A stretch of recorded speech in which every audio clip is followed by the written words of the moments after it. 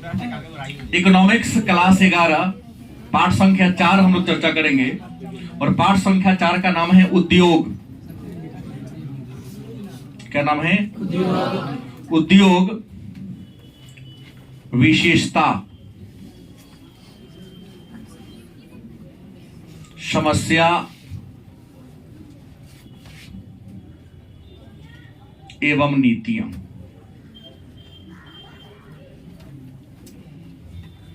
मतलब इस पाठ में हम सबको जानना यह है कि उद्योग क्या है, उद्योग कहते किसे हैं और भारत की अर्थव्यवस्था में उद्योग की विशेषता क्या है, उद्योग के समस्या क्या है और सरकार ने उन समस्या के समाधान के लिए कौन कौन सी नीतियां अपनाई है या बनाई है, उसी के बारे में आज के क्लास में हम सब परिचर्चा करेंगे। तो सबसे पहला प्रश्न आपके मन में होगा कि सर आप इंडस्ट्री पर आने चल रहे हैं, इसी को इंडस्ट्री को ही हम कारखाना चाहे उद्योग के नाम से। तो पहला प्रश्न आपके मन में आ सकता है कि उद्योग क्या है, उद्योग क्या है, उद्योग से आप क्या समझते हैं।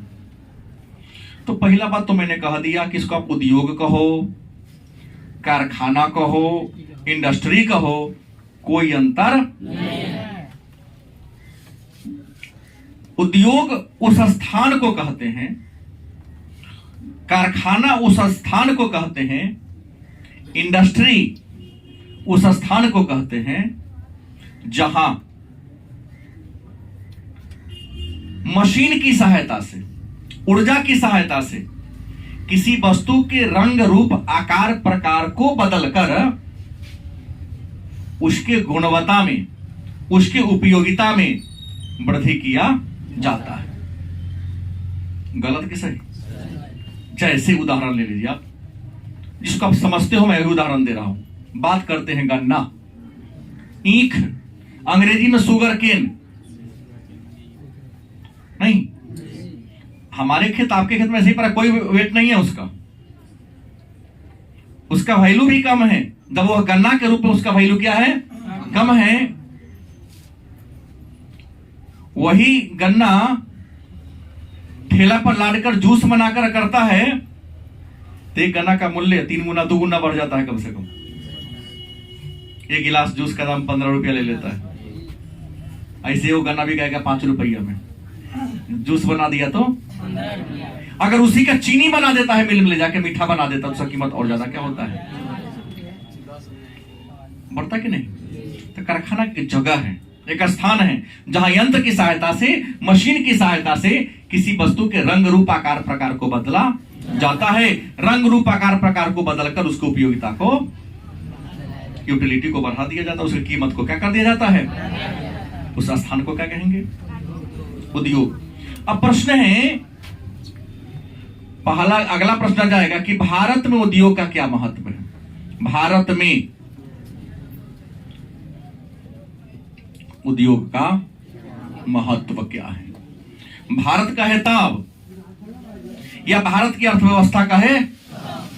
कोई अंतर है? तो भारत में उद्योग का महत्व क्या है?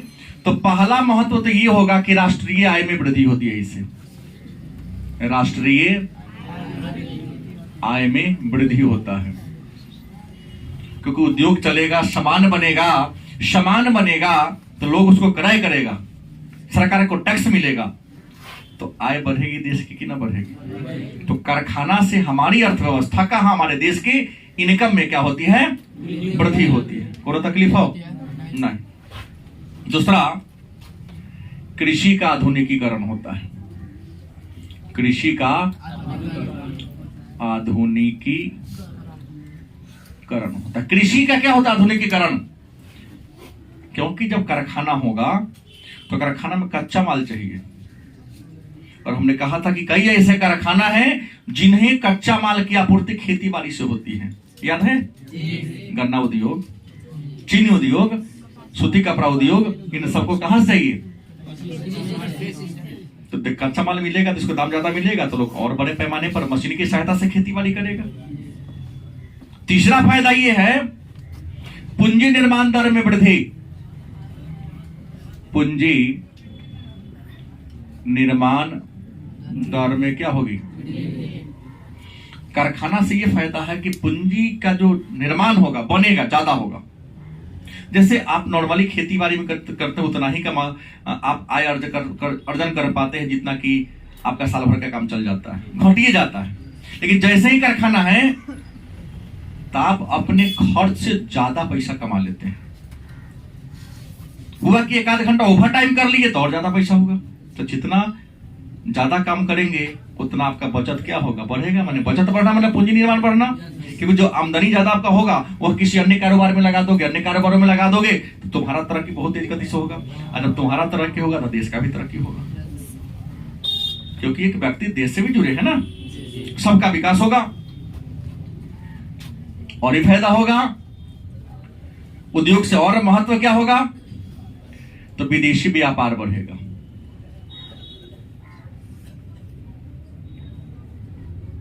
कि बढ़ेगा कि ना बढ़ेगा?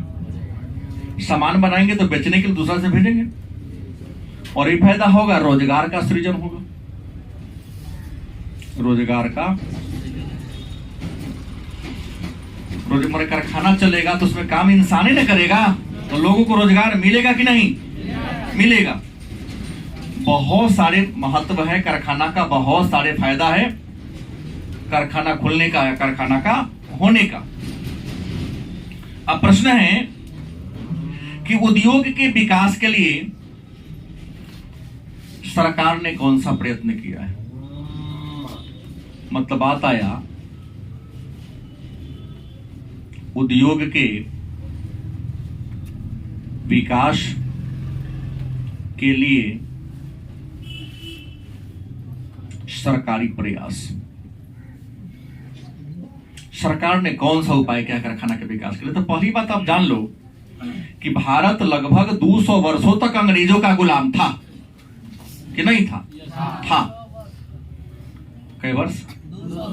लगभग हमने कहा 200 वर्ष, ठीक बोला हूं? परफेक्ट 190 वर्ष पूर्ता है।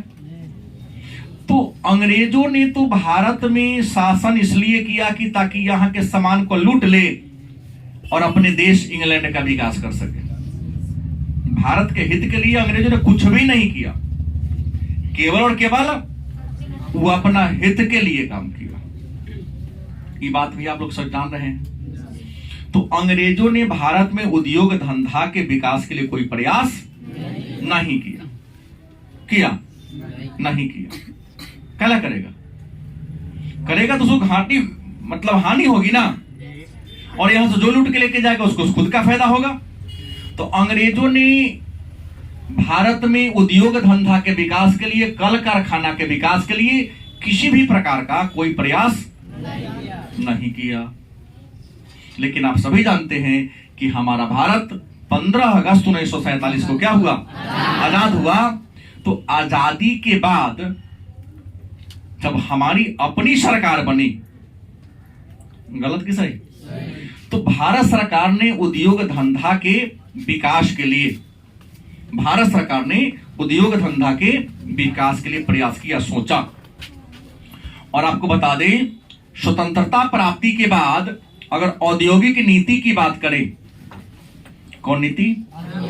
मतलब उद्योग धंधा के विकास के लिए सरकार के द्वारा बनाई गई, चाहे अपनाई गई नीति को औद्योगिक नीति के नाम से, गलत कि सही? तो स्वतंत्रता के पूर्व जब हम अंग्रेजों के अधीन थे तो अंग्रेजों ने भारत में कल कारखाना के विकास के लिए कोई प्रयास, कोई उपाय नहीं किया। लेकिन जब हमारा देश आजाद हो गया तो देश आजाद होने के बाद सरकार ने सबसे पहले 1948 ईस्वी में औद्योगिक नीति आया। उसके बाद 1956 ईस्वी में आया। उसके बाद 1977 ईस्वी में आया। उसके बाद 1980 ईस्वी में आया। पुनः 1990 ईस्वी में आया और अंत में आया 1991 ईस्वी। तो स्वतंत्रता प्राप्ति के बाद उद्योग धंधा मतलब कल कारखाना के विकास के लिए भारत सरकार ने किन किन वर्षों में नीतियां बनाई? 1948, 1956, 1977, 1980, 1990, 1900। और उम्मीद है आप सब क्लास 10 में पढ़े होंगे 1991 की औद्योगिक नीति को नई औद्योगिक या नई आर्थिक नीति भी, नई आर्थिक नीति आया था, उस नई आर्थिक नीति में एक नई औद्योगिक नीति आई थी। गलत कि सही?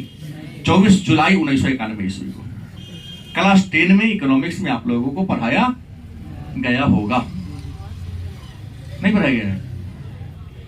अब सवाल मेरे मन में यह आया कि यहां कुछ 3 गो वस्तुनिष्ठ प्रश्न में घूम रहा है। स्वतंत्र भारत की पहली औद्योगिक नीति की घोषणा कब हुई? 1948 में। और गणतंत्र भारत की पहली औद्योगिक नीति की घोषणा कब हुई?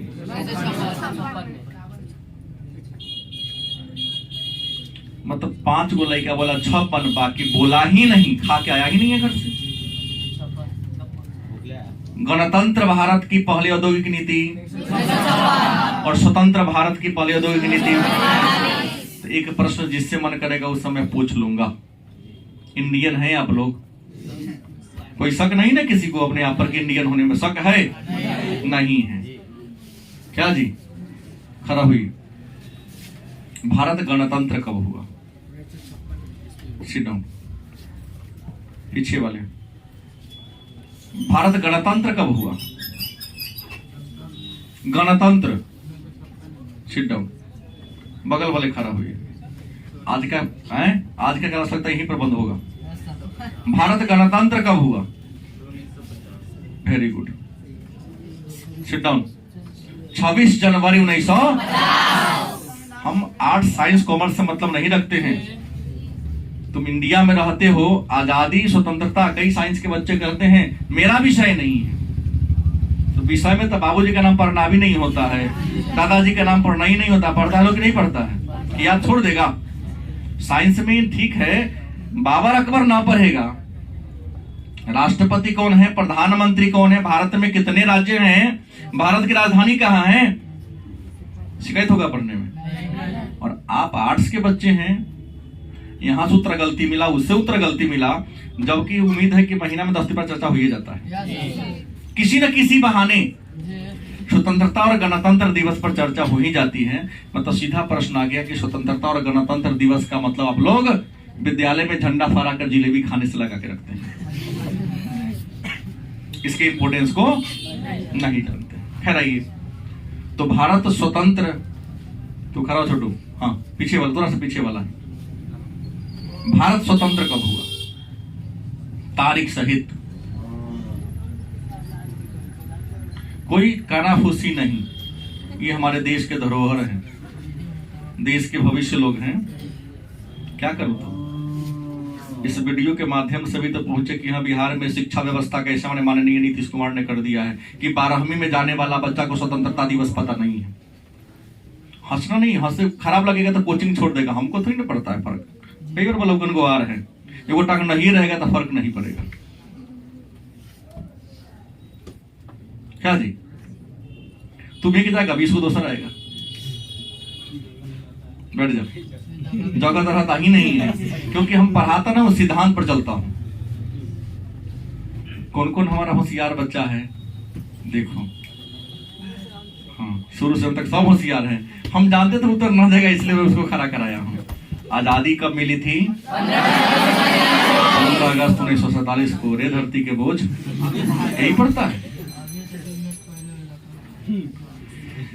क्लास में शांति बना के रखो, हर चीज बोलते रहा तो वही पूछ देता हूं कभी कभी। तो 1948 से पहले मेरा देश क्या हो गया था? लेकिन गणतंत्र हुआ 1948 के बाद। और गणतंत्र का डेफिनेशन भी पॉलिटिकल साइंस पढ़ाते समय दिया हूं कि जो देश का जो राष्ट्राध्यक्ष होगा वह निर्वाचित प्रतिनिधि होगा, वंशानुगत क्या होगा? तो 47 में आजाद हुआ और गणतंत्र 50 में हुआ। तो गणतंत्र के बाद 56 में और गणतंत्र से पहले प्रतियोगिता परीक्षा में पूछा जाता है कि स्वतंत्र भारत की पहली औद्योगिक नीति कब आई थी? तो 1900। और इस समय भारत के जो इंडस्ट्रियल मिनिस्टर थे उनका नाम था डॉक्टर श्यामा प्रसाद मुखर्जी। भारत के पहले उद्योग मंत्री कौन थे? डॉक्टर श्यामा प्रसाद मुखर्जी, श्यामा, जिन्होंने जनसंघ की स्थापना किया था, जिनका चुनाव चिन्ह दीप छाप था, दियौड़ी। और वही जनसंघ 6 अप्रैल 1980 को एक नया पार्टी का रूप ले लिया, जिसका नाम है भारतीय जनता पार्टी। अटल बिहारी वाजपेयी ने जिसकी स्थापना किया था। तो आज भारत के सब पार्टी को पसीना छुड़वा रहा है, क्योंकि 1991 की वह बात आज भी कई बार फेसबुक के माध्यम से सुनने को मिलता है कि जब भारतीय जनता पार्टी की स्थापना हुई तो 2 आदमी जीतवे किए थे, एक अटल बिहारी वाजपेयी, एक मुरली मनोहर जोशी। लोकसभा में कोना पर बैठे थे तो कांग्रेस के सभी नेताओं ने बड़ी जोर से हंसी लगाया, देश बदलने वाले अगला साल जीतेंगे कि नहीं, इस बात को कई बार बोला। तो सभा में कांग्रेस का ही प्रतिनिधि खड़ा होकर बोला कि आप इन दोनों का अपमान नहीं कर रहे हैं, बल्कि जनता का अपमान कर रहे हैं।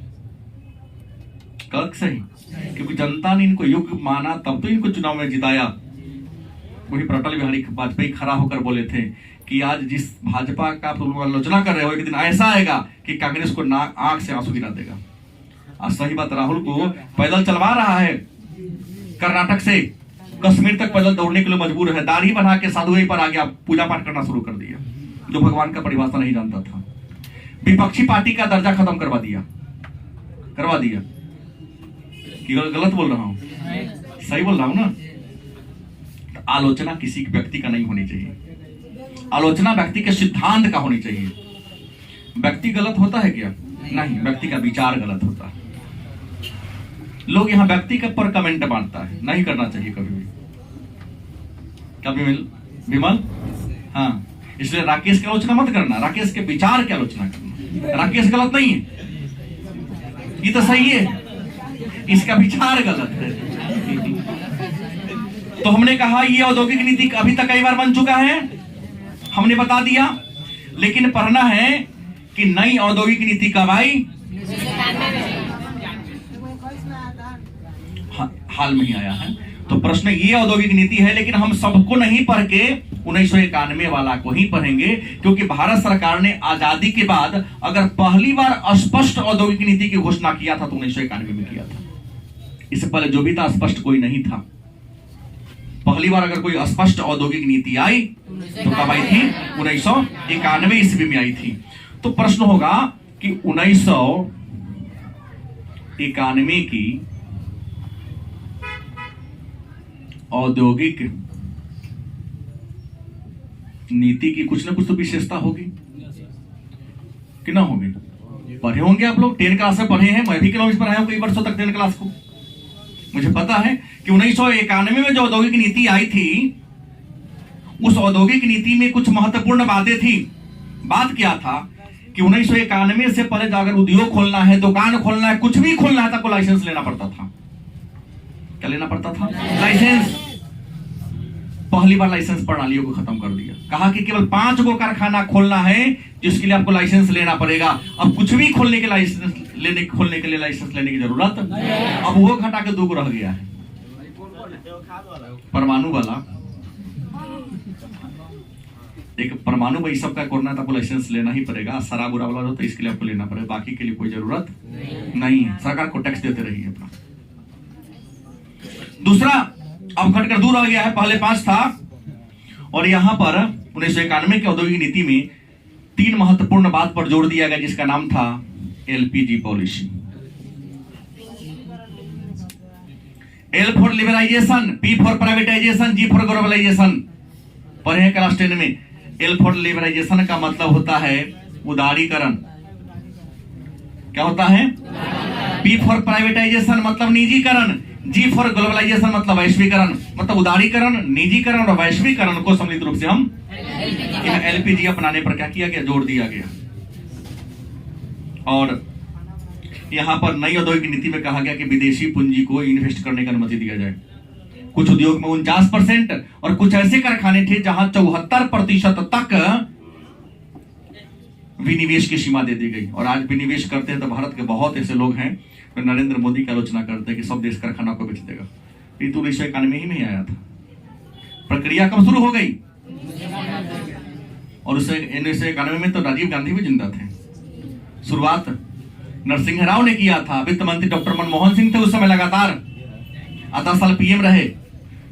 अगर इस प्रक्रिया को नहीं अपनाया गया था तो आज देश यहां नहीं होता, श्रीलंका जैसी पोजीशन हो जाती इंडिया का, जब श्रीलंका दिवालिया फरवरी में घोषित हो गया था।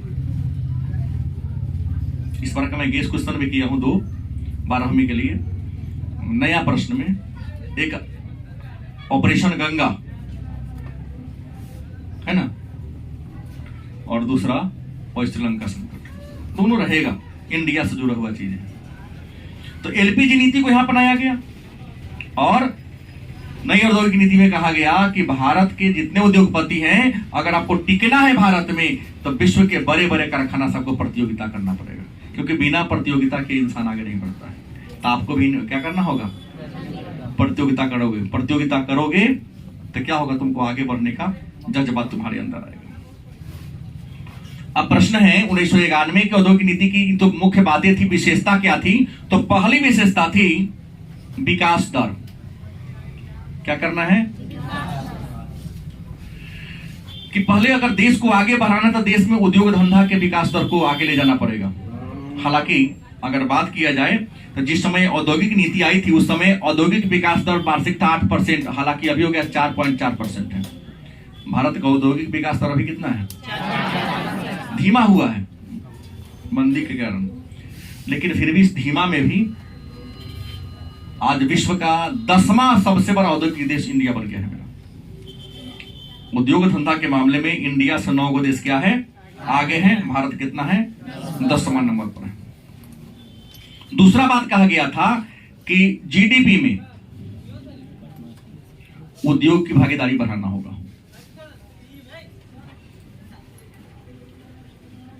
माने जीडीपी मतलब ग्रॉस डोमेस्टिक प्रोडक्ट। आजादी के समय कल कारखाना से प्राप्त आय का योगदान जीडीपी में क्या था, बहुत कम था, लेकिन कहा गया कि नहीं बढ़ाना है। उस समय 8-10% था, आज लगभग 32.9% जीडीपी का योगदान है किसमें? उद्योग धंधा में। उसके बाद कहा गया कि हमको आधारभूत कल कारखाना का विकास करना होगा। आधारभूत कारखाना कहते हैं लोहा इस्पात कारखाना को, क्योंकि लोहा इस्पात कारखाना पर दुनिया का 100 कारखाना टिका हुआ है। छोटका पेंच से लेकर बड़का बड़का बोल्ट, बड़का बड़का मशीन कथी के बनता है? कहा कि लोहा इस्पात बनाने वाली कारखाना का हमें विकास करना होगा। यहां कहा गया आयात पर प्रतिबंध लगाना होगा, निर्यात को बढ़ाना होगा। 1991 की नई औद्योगिक नीति में क्या कहा गया? आयात का क्या करना होगा? प्रतिस्थापन, माने रोकना होगा। निर्यात को क्या करना होगा? आयात मतलब क्या होता है? तो किसी देश से किसी वस्तु को मंगाना आयात कहलाता है, और अपने देश के सामान को दूसरा देश में क्या करना? बेचना क्या कहलाता है? तो कहोगे सर आयात रोकने से क्या होगा? तो आयात रोकने से ये होगा कि दूसरा देश के सामान हमारे यहाँ नहीं आएगा। जब नहीं आएगा तो हमारे देश का रुपया वहां पर कम जाएगा, क्या जाएगा ही नहीं। लेकिन हम निर्यात ज्यादा करेंगे तो हमारा सामान दूसरे देश में बिकेगा, और दूसरे देश में बेचेगा तो उस देश का पैसा हमारे देश में आएगा, जिससे हमारे विदेशी मुद्रा भंडार क्या होगा? बढ़ेगा। ये विशेषता की गई। इसके बाद यहां पर कहा गया कि लघु और कुटीर उद्योग को बढ़ावा देना है। कौन उद्योग? लघु और कुटीर उद्योग को क्या करना होगा? बढ़ावा देना होगा, क्योंकि बड़े बड़े कारखाना को स्थापित करने में बड़का पूंजी लगता है और उतना पूंजी अपने पास। लेकिन छोटका छोटका कारखाना अगर हर घर में लोग बना ले तो सब स्वरोजगार पैदा करेगा। जब सबके हाथ को रोजगार मिलेगा तो कोई गरीब नहीं रहेगा। लेकिन एक बात हुआ कि समस्या है, भारत के उद्योग के सामने अनेक सारी समस्या है। समस्या क्या है? तो पहली समस्या आ जाती है ऊर्जा की समस्या।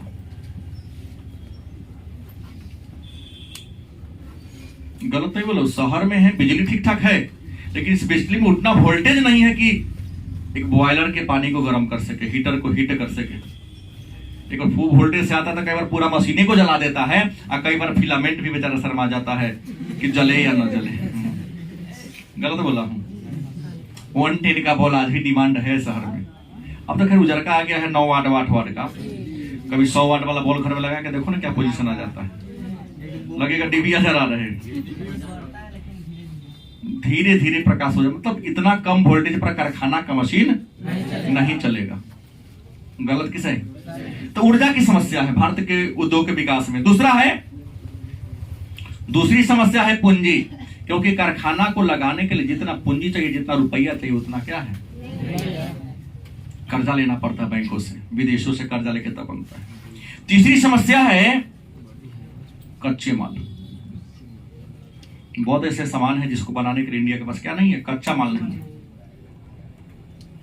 तीसरी समस्या है औद्योगिक रुग्णता। बहुत कारखाना जगह पुरान मशीन हो गया है, प्रचलन से बाहर हो गया है, उसको हटाने की जरूरत है, लेकिन वो ये हट ही नहीं रहा है। इस कारण कारखाना कितना बंद होगा, इसको उदाहरण सीधा देगा चीनी मिल। इस रुग्णता का ही शिकार हो गया कि वो बंद हो गया। इसके बंद होने से हजारों लोग बेरोजगार हो गए हुआ है, हजारों लोग और लाखों परिवार को क्षति हुआ है। कर्जा में क्यों डूबा, इसकी अपनी पॉलिसी। इसके लिए रीगा मिल का मैनेजमेंट, प्रबंधक और हमारी सरकार जिम्मेवार है, किसान जिम्मेवार नहीं है। किसान तो खेती करके गन्ना दिया, किसान ने खेती करना इसलिए छोड़ दिया कि आप समय पर पैसा नहीं देते। किसी मजदूर को समय पर मजदूरी नहीं दीजिएगा तो आपके घर क्यों काम करने जाएगा, क्योंकि मजदूर के पास तो हाथ के अलावा कुछ है ही नहीं। साल भर का किसान बड़ी मेहनत से, लगन से अपने खेत में गन्ना उगाता है, दे दिया तो कई किसान आज भी मिलता है कि 5 साल से रुपया मेरा उसके बाकी था, बंद होने से 2 साल पहले का ही बाकी है। मिल बंद हो रहा है, आपकी घाटे में जा रही है, कंपनी के मालिक अय्यासी वाला जीवन जी रहा है, तो कंपनी घाटा में जाएगा तो क्या होगा, घाटा में तो जाएगा ना। क्या बोले, तो इसके लिए जिम्मेवार किसान नहीं है, सरकार और उस मिल का प्रबंधक कमेटी जिम्मेवार है। सब मिल आगे होता जा रहा, आपका बंद हो रहा है, व्यवस्था में दोष है। तो रुग्णता की समस्या आती जा रही है। पांचवी समस्या है अशांति। उद्योगों में भी शांति नहीं है, मिल और के मालिक और स्टाफ के बीच हमेशा संघर्ष होते रहते हैं। कभी वेतन वृद्धि के नाम पर, तो कभी कार्य जहां काम करते वहां साफ सफाई होनी चाहिए, लेकिन नहीं करवाता ये लोग। पुराना यंत्र हो गया, लेबर का था चेंज कराइए, न टूटेगा तो हम लोग को जाने के खतरा होगा, तो तक वही पर काम खींचते रहे जब तक एक लेबर मर ना जाए उससे। गलत कि सही? तो इस कारण क्या होता है, लेबर विद्रोह करते हैं, अशांति करते हैं। मालिक और मजदूर के बीच जो लड़ाई होगा तो उद्योग में क्या होगा, अशांति होगा। जब उद्योग में अशांति होगी तो उत्पादन क्या होगा, प्रभावित होगा। अब मन में प्रश्न होगा तो सुझाव दीजिए सुधार के लिए। उद्योग में दिक्कत है, अगर सुधार करना है तो क्या करना होगा, तो जस्ट ऊर्जा की समस्या को दूर करनी होगी। उलट दो, पूंजी प्रचुर मात्रा में उपलब्ध कराना होगा, कच्चे माल की व्यवस्था करनी होगी, रुग्ण पड़े उद्योगों को क्या करना होगा, पुनः चालू करना होगा। जो कारखाना में अशांति है तो मालिक और मजदूर के बीच हमेशा सौहार्दपूर्ण वातावरण होनी चाहिए, उस अशांति को क्या करना होगा, दूर करना होगा। और आधुनिकीकरण करना पड़ेगा। क्या करना होगा, आधुनिकीकरण करके आप इसमें सुधार ला सकते हैं। अब प्रश्न है, नई औद्योगिक नीति हम लोगों ने जानिए लिया।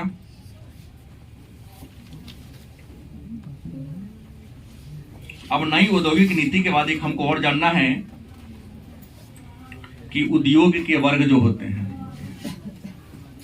उद्योग के प्रकार की बात करते हैं तो उद्योग आप जानते ही होंगे 3 प्रकार वर्गों में, हालांकि कई है, 3 वर्गों में उद्योग को बांटा गया है। एक होता है कुटीर, दूसरा क्या होता है लघु, और तीसरा क्या होता है बृहद या बृहत। कारखाना में जो लेबर काम करते हैं उस आधार पर कारखाना को 3 वर्गों में बांटा गया है। पहला है कुटीर। कुटी माने घर होता है, क्या होता है, घर होता है। तो कुटीर उद्योग कहते किसे हैं, तो कहता है कुटीर उद्योग उस उद्योग को कहते हैं जहां 10,000 में काम चल सकता है, लेकिन अधिक से अधिक 25 लाख, नया कानून 21 के कानून के अनुसार अधिक से अधिक जहां उस कंपनी में कितना पूंजी निवेश कर सकते हो, 25 लाख तक निवेश कर सकते हो। उससे अधिक करेगा तो कंपनी को बंद कर दिया जाएगा, क्योंकि यहां पर कुटीर उद्योग पर सरकार को टैक्स की एक सीमा है ना। तो अधिक से अधिक आप कितना इन्वेस्टमेंट कर सकते हो, वार्षिक टर्नओवर इससे अधिक का नहीं होना चाहिए, तो उस कारखाना को क्या कहा जाएगा, नहीं, कुटीर उद्योग कहा जाएगा। परिवार में परिवार के सदस्यों की सहायता से निवेश की अधिकतम सीमा जहां क्या हो 25 लाख हो, तो इसे क्या कहा जाएगा, कुटीर। लघु की बात कहते हैं तो 25 लाख से 5 करोड़ तक। कुछ ऐसे भी कारखाना है जहां कम से कम निवेश की सीमा 25 लाख और अधिक से अधिक निवेश की सीमा 5 करोड़ तक है। तो ऐसे उद्योग को हम लघु, और लघु में ही आगे आता है मध्यम। क्या आता है, लघु के ऊपर आता है कि मध्यम आता है। मध्यम में कम से कम कितना, 5 करोड़, कम से कम, और ज्यादा से ज्यादा 10 करोड़। कितना, 10 करोड़ इसमें निवेश की सीमा हो, इसे क्या कहा जाएगा, इससे ऊपर जो भी चल जाए सब बृहत की श्रेणी में क्या होता है, आता है। अच्छा, ये जो कंपनी है, उद्योग जो है, उद्योग को हम कंपनी भी अंग्रेजी में कहते हैं ना। कार्य प्रणाली के आधार पर, उनकी पूंजी के आधार पर उद्योग को सरकार के द्वारा सम्मान दिया जाता है। कल कारखाना को उसमें लागत पूंजी के आधार पर, उसके कार्य क्षमता के आधार पर सरकार के द्वारा सम्मान पदवी दिया जाता है। तो पदवी के आधार पर कारखाना जितने भी है उसको 2 वर्ग में बांटा गया है। 3 कर देता हूं, क्लियर हो जाएगा पूरा इसमें। एक आता है महारत्न, दूसरा नवरत्न और तीसरा सामान्य। भारत में कुछ कैसे कारखाने हैं, कैसे उद्योग हैं जहां 2000 करोड़ से भी अधिक का पूंजी लगा हुआ है और देश की अर्थव्यवस्था के विकास में अहम भूमिका निभाते हैं। तो ऐसे कारखाना को हम कहते हैं महारत्न।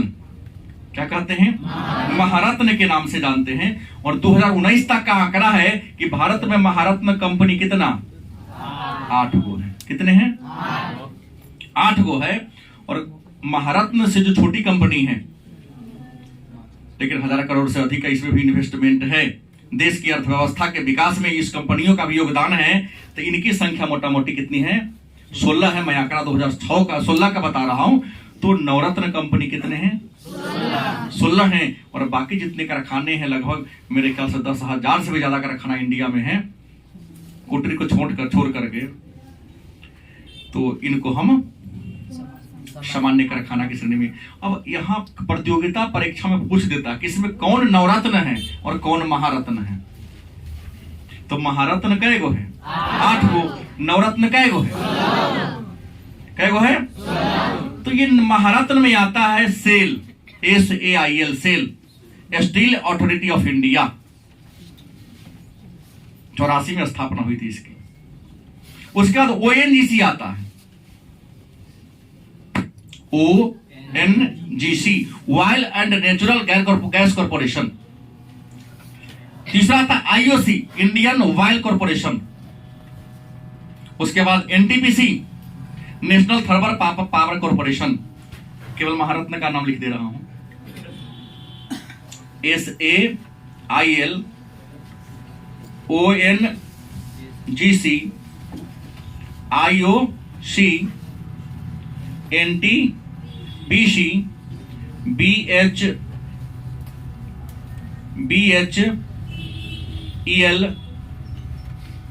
इसके अलावा GAIL, उसके बाद BPCL, 1 2 3 4 5 6 7, छूट गया एक, CIL, Coal India Limited. SAIL, ONGC, IOC, NTPC, BHEL, GAIL, BPCL और CIL मतलब कोल इंडिया लिमिटेड। BPCL मतलब Bharat Petroleum Corporation Limited. GAIL, Gas Authority India Limited. भेल, Bharat Heavy Electric Corporation Limited. NTPC, National Thermal Power Corporation. IOC, Indian Oil Corporation या company ONGC Oil and Natural Gas Corporation, SAIL steel authority of India. तो ये 8 बड़ी बड़ी कंपनियां हैं जिनको महारत्न company का दर्जा दिया गया। अब प्रश्न है, अगर उद्योग की बात करते हैं, उद्योग की बात करते तो उद्योग के विकास के लिए सरकार ने अभी तक कितनी नीतियां बनाई हैं? कई बार नीतियों का निर्माण कर दिया गया है, लेकिन आपके मन में प्रश्न होगा कि सर भारत में तो 28 राज्य हैं, तो सबसे ज्यादा कारखाना, सबसे ज्यादा उद्योग किस राज्य में है? गलत, उत्तर प्रदेश में। सबसे ज्यादा कारखाना किस राज्य में है? लेकिन सबसे ज्यादा लोग जो उद्योग में काम करते हैं वह किस राज्य में? तो वह है महाराष्ट्र। श्रुति कपड़ा के कारण।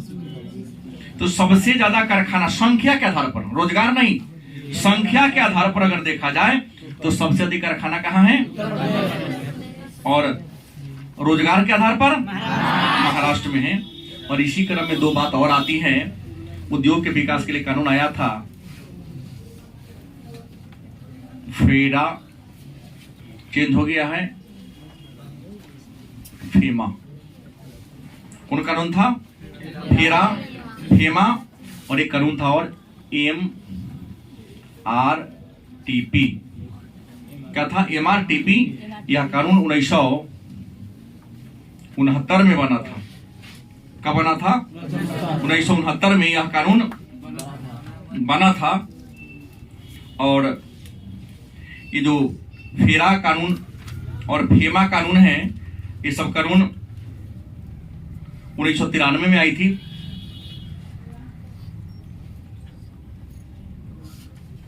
फेरा 1993 में आई थी और ये आ गया था 2000। तो देश के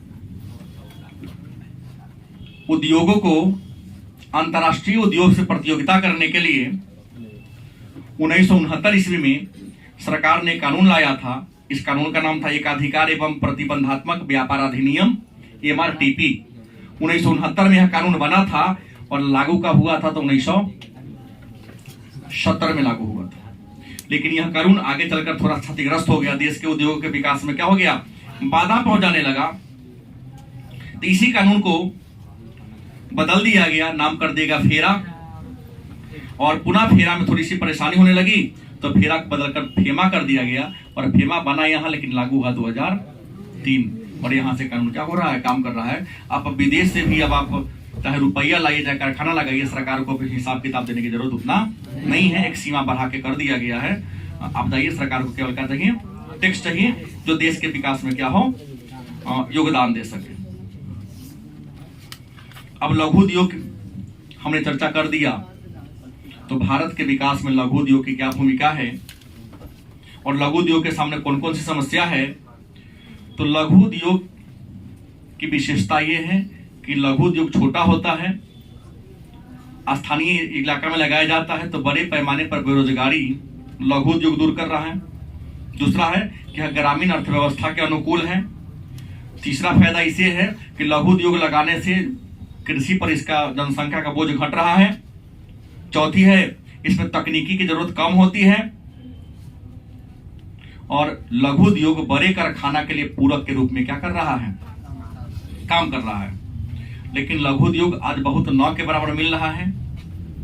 दिन पर दिन उसकी संख्या कम होती जा रही है। इसके पीछे रीजन है कि लघु उद्योग के सामने समस्या क्या है कि पूंजी का अभाव है, उत्पादन करने की तकनीक क्या है इसकी पुरानी है। चौथी समस्या कच्चे माल की समस्या है। पांचवी समस्या है कि लघु उद्योग के सामने बाजार अच्छा नहीं है। जैसे हाथ से आप डलिया बिनते हैं, टोकरी बिनते, तो है ऐसा कहीं भी कि यहाँ खाली डलिया का बाजार हो, टोकरी के बाजार हो, केवल अगरबत्ती के बाजार हो, केवल मोमबत्ती के बाजार हो, चटैया का बाजार हो, कहीं है? इस प्रकार के बाजार यह तत्र बिखरा पड़ा है। संगठित बाजार का क्या है? अभाव है। और आज चटैया का स्थान पटिया ने ले लिया है और हाथ से बना हुआ रस्सी का स्थान अब मशीन से बना हुआ रस्सी ने ले लिया है। खटिया का स्थान वो जो लोहा वाला फोल्डिंग जिसको कहते हैं 5-6 में बढ़िया सा मिल जा रहा है। खटिया में 4 पौआ बनाओ बांस के, ये जोड़ो, अब 6 में बीन उनके आपके दरवाजा पर क्या कर दे रहा है? पहुंचा दे रहा है। तो ये प्रतियोगिता, विज्ञान इतना आगे बढ़ गया है, केमिकल उद्योग इतना आगे बढ़ गया है, इस प्रतियोगिता के सामने टिक नहीं पा रहा है। अगली समस्या है कि लघु उद्योग में जो सामान बनता है ना, लोगों पर भरोसा भी, मतलब प्रामाणिकता का क्या है, अभाव है। इस कारण ये सब क्या होते जा रहा है, चौपट होते जा रहा है। पहले के मोबाइल बढ़िया रहता था, अब क्या हो रहा है, खराब। इसके पीछे रीजन है कि पहले मोबाइल का यूज आप केवल कॉलिंग के लिए करते थे, अब मोबाइल का यूज कॉलिंग के लिए कम होता है नहीं, हाँ, फेसबुक, व्हाट्सएप और फोटो खींचने के लिए ज्यादा होता है। अब रेडियो का वैल्यू भी उसी से ले रहे हैं, कैमरा का काम भी मोबाइल से ले रहे हैं, तो कोई ना कोई पार्ट तो कमजोर होगा। कोई सिविल सर्जन हो या कोई स्पेशलिस्ट हो, तो जितना सुंदर स्पेशलिस्ट इलाज करेगा उतना सर्जन एंड फिजिशियन नहीं कर पाएगा। वो सब गुण में संपन्न है, लेकिन कोई जो स्पेशलिस्ट होगा वो खास उसी का है। तो मोबाइल का यूज देखो ना, छोटा वाला मोबाइल था, आप सबके घर में, आप सबके पिताजी कहीं रखते होंगे, वो खराबे नहीं होता है। अब बड़ा का मोबाइल 1.5 साल के बाद नीमन रहता ही नहीं। तो भाई उसका काम मोबाइल है, बात करने के लिए है। आप बात के अलावे बहुत प्रकार के काम उसे ले रहे हैं, तो जितना काम लीजिएगा तो जल्दी खराब होगा। गलत कि सही? बिहार की शिक्षा व्यवस्था क्या है, खराब है। एक पीछे कारण है नहीं, मोबाइल छोड़ दो, दूसरा बात चर्चा कर रहा हूं। इसमें शिक्षक की गलती नहीं है, सारा गलती सरकार की है। भैंसी गिनेगा मास्टर, आदमी गिनेगा मास्टर, बैल गिनेगा मास्टर, लड़का ससुरा के किनारे लैटिंग कर भागेगा कौन, मास्टर। चुनाव कौन कराएगा, मास्टर। पढ़ाई शिक्षक का काम है, शिक्षा देना। शिक्षा को छोड़कर सब काम मास्टर ही करवाता है। आदमी गणना से लेकर मत गणना तक सबको में केकरा फंसा दे, चल विद्यालय 5 दिन मर, चल चुनाव करावे जाए।